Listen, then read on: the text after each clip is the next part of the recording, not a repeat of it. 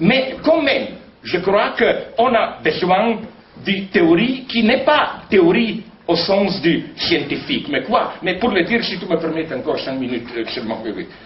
Je dois changer. Okay. Écoutez, vous savez où je vois un problème. Mais est-ce que je crois que il y a mes amis gauchistes qui pensent, oui, on sait où on est. Le capitalisme global, blabla. Le problème est seulement comment mobiliser les gens. Non, je crois qu'on ne le sait pas vraiment où est-on.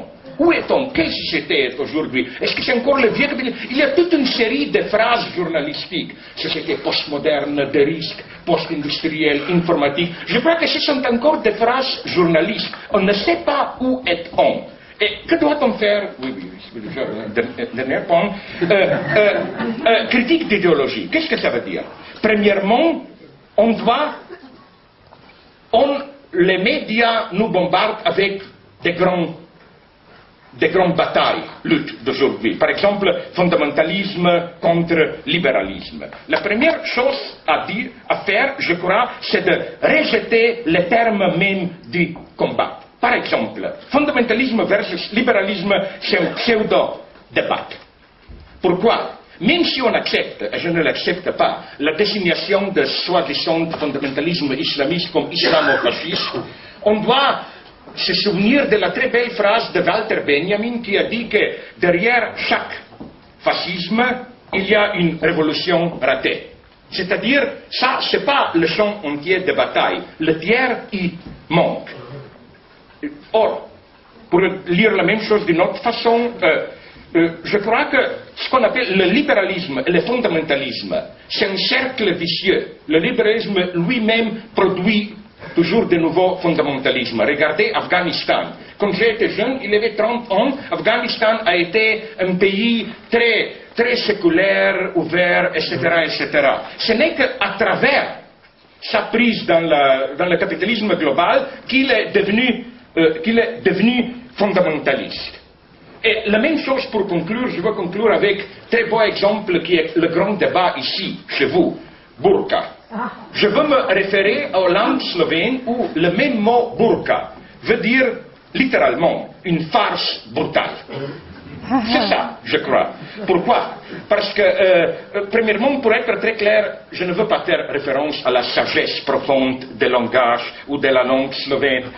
Je suis sceptique de là. Je crois que s'il y a une leçon de dernière épuration ethnique, c'est que Platon avait raison, au moins sur un point, quand il a proposé de rejeter le poète de la cité. Je peux vous garantir de mon expérience post-yougoslave, où j'ai aussi vérifié à Rwanda, aux autres cas, derrière chaque, ce qu'on appelle épuration ethnique, il y a un poète. Okay. Mais donc, burqa, où est le problème? Bien sûr, on est contre l'oppression des femmes, etc., etc. Mais, vous savez où est pour moi le problème? Pourquoi ça déclenche tellement d'angoisse, cette idée que le visage de la femme est couvert, sauf pour une petite ouverture pour le regard, pour les yeux. Je me souviens ici, vous connaissez Alphonse Allais, le vieux. Et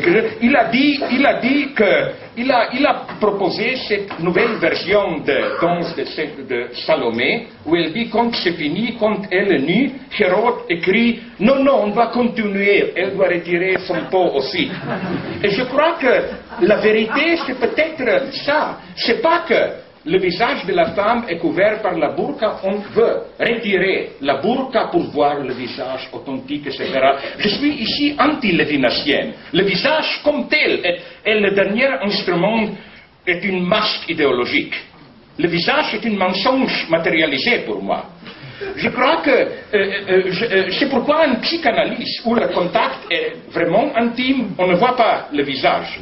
C'est absolument crucial que le dispositif de psychanalyse, c'est pas face en face. Donc, pour moi, c'est ça pourquoi on a tellement horreur de burqa. Parce qu'on voit là un ouvert le secret derrière le visage. La situation véritable, c'est que la femme a un visage et quand si on peut imaginer, tire le visage, on voit le noir et seulement le regard. C'est derrière.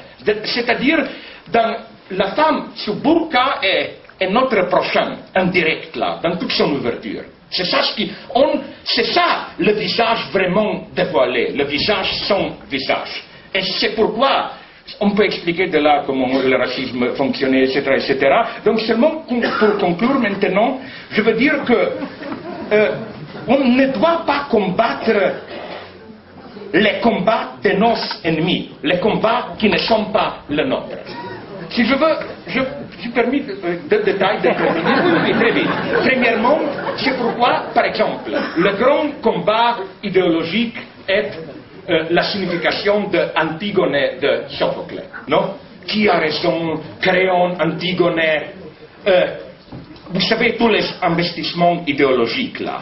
Mais j'ai l'idée d'écrire Antigone, de la réécrire dans le style de Brecht de trois versions. La première version, c'est comme chez Sophocle. Antigone est condamnée pour la version tragique en la haine. La deuxième version, mon idée, c'est qu'au milieu du jeu, dans les grands débats entre Antigone et Créon, Antigone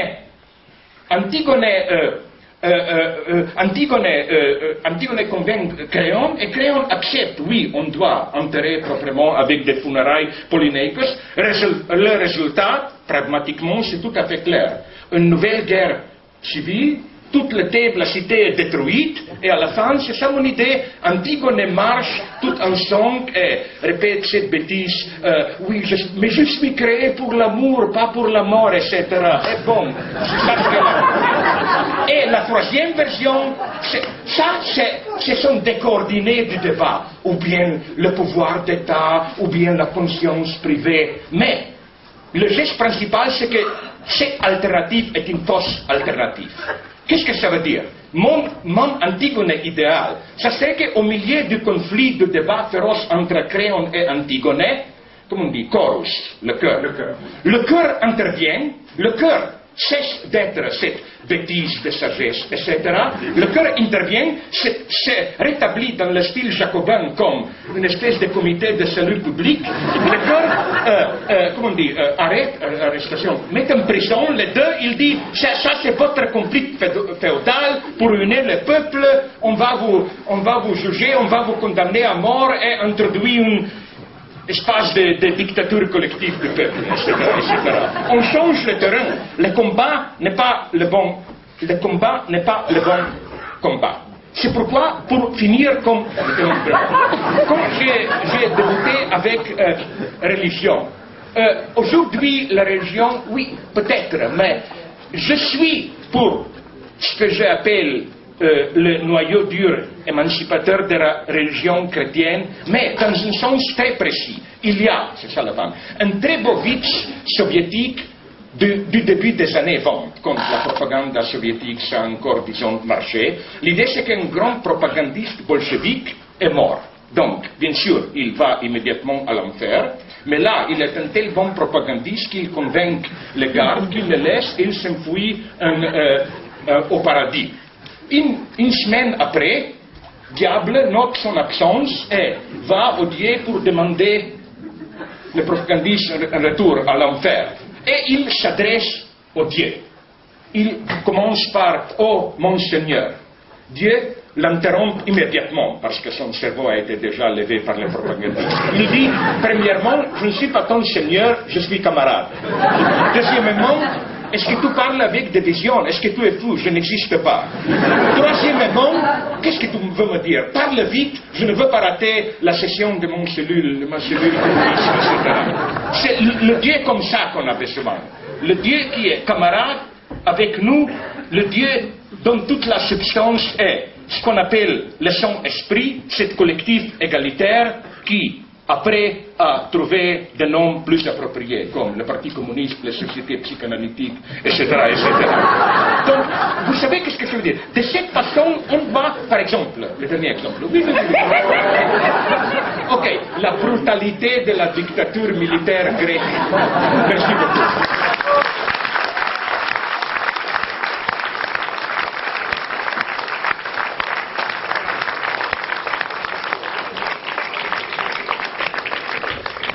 Nous reprenons à 17h exactement, merci. L'alimenter et en fait je l'ai transporté de nos cas en deux, c'était alimentaire.